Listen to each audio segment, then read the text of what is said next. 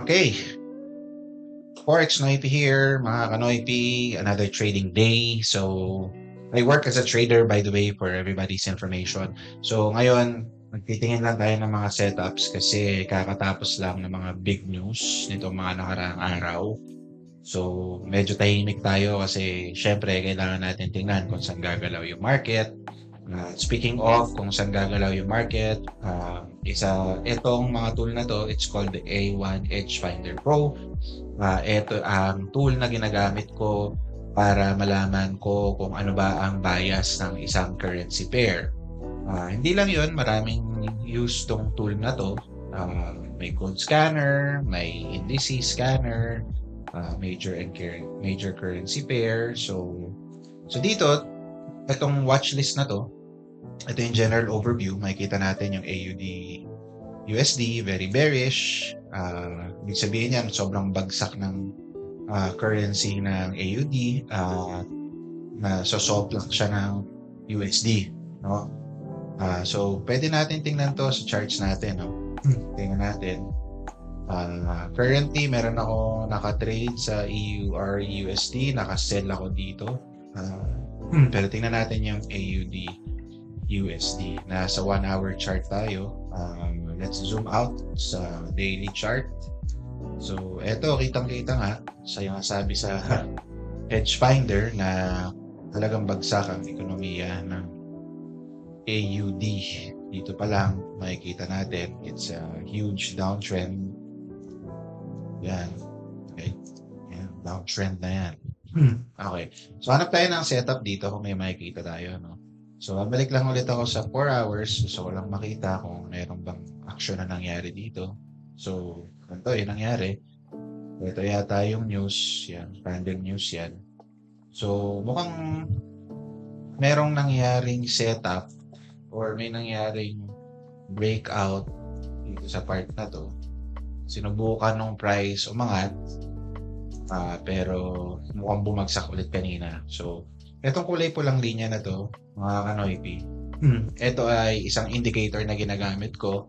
Ang tawag dito ay Rob Nooker Knoxville indicator. So, para siyang RSI, Relative Strength Index, na magsasabi kung pag may nakita kang linya dyan, pababa, ibig sabihin there's a possibility that the trend has already stopped and it's going upward. Right? So, hindi ko naman yan hindi siya super big deal sa akin.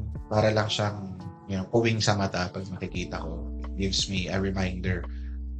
So, nandito tayo sa 4-hour chart. Mukhang na-delay na tayo. No? Tingnan natin sa 1-hour chart kung meron tayo makikita ang setup. Pag sinabing na-delay, mga Kanoipy, ibig sabihin lang nun, nakapasok na dun sa gusto nating setup yung price. So, di tayo umabot. Okay. So, dito tayo sa 1-hour chart. Sa nakikita natin, markahan natin yung mga structure levels. No? So, pagdating sa support, ay sa resistance, dito natin na dito sa part na to, hanggang dito. Zone kasi lagi ang mga price structures, mga Kanoipy. Hindi siya isang linya lang. It's not a fixed price. So, ngayon, kung mag-zoom in pa tayo even more, makikita natin na dito sa structure na to, dito sa price na to, walayan natin yung iba, ilaw, dito sa price na yan, hindi tayo umabot, mga Kanoipy. Diyan sana ako magpapasok ng sell order. Bakit? Kasi nandyan na yan sa zone na yan eh. I would have traded it, pero saan ba yung exact price ko sana siya ginawa? So, para malaman ko kung saan price ako mag-e-entry, gagamit tayo ng Fibonacci retracement. Kung hindi nyo pa alam paano gumamit nito, punta lang kayo sa recent low, tapos click nyo lang doon, tapos punta kayo sa recent high. Yan. Tapos makikita nyo na papasok sa 0.5 Fibonacci level yung price entry, no? So, dito sana ako nagpasok ng trade kanina, pero gagawin natin, mga Kanoipy, maaari pa naman yan na umangat. At ang magsasabi sa atin kung pwede pa siyang umangat is yung A1 Edge Finder Pro. So usually kasi merong retail traders at merong institutional traders, no? Ngayon makikita natin dito sa retail traders, ang mga retail trader katulad ko, 77% sa kanila ay long. Ibig sabihin may maraming nagbabay ng AUD SUD or AUD USD. Sa kabila ng nakita natin na sobrang downward trend AUD USD. Siguro maraming scalper, hindi natin alam, diba? No? So, balik tayo dun sa charts. May pag-asa pa kasi maraming retailers na nagbabay. Ewan ko kung bakit. Pero lagyan ko ng ng sell order to ng mga Kanoypi dito sa actual structure na yan. Inaasahan ko na ang mangyayari dito is from this price or wherever, mag-retest yan dito sa price na to. Tapos, after mag-retest, saka bababa. Yan ang inaasahan ko. Yun sana ang mangyayari. No? So, paano ko gagawin yung buy order? Una sa lahat ay mamarkahan ko muna kung saan ako magsa-stop loss. So, usually magsa-stop loss ako just a little bit above structure dito kasi gusto nga nating mag-calculate ng risk, and yung risk natin importante na konti lang kasi you want to get more wins than losses, right? So computing ko lang, no, kasi hindi ako magaling sa math, Kanoypi. So 0.64498 minus 0.64631. So, meron tayong 13 pips. 13 pips ang pwede natin i-risk. 13.3 pips. Tapos, pupunta ako sa lot size calculator. Ito yung lot size calculator na ginagamit natin. Kasi libre lang siya. AUD, USD. Tapos, 13.3 ang risk.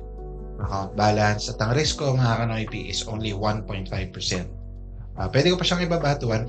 But that's fine. So, calculate ko ang lot size ko ay 1.128. Alright. So, ngayon tayo sa MetaTrader, AUD, USD. Tapos, magkakasara tayo ng trade. Gagalaw ko lang to, mga Kanoypi. Bilang screen para makita ko yung price. Ayan. Tapos, magsiset na tayo ng pending order. Sell limit.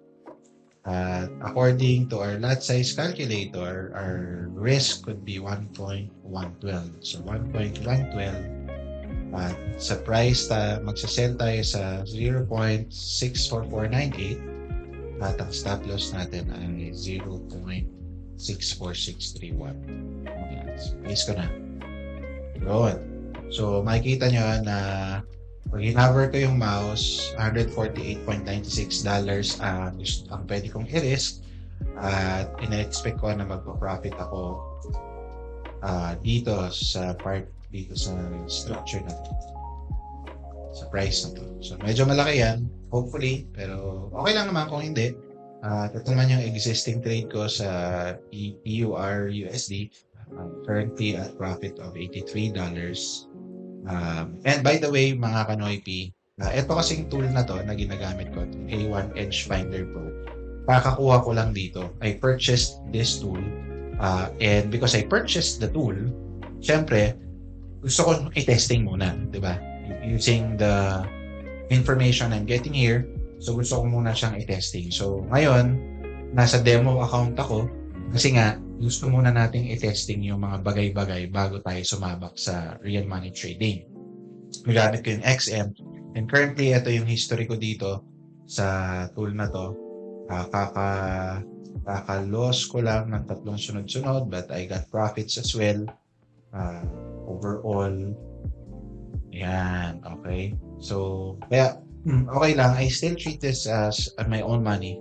But basically, I wanted to check kung the tool will really help me with my trading. Okay? So, yun lang muna mga Kanoypi.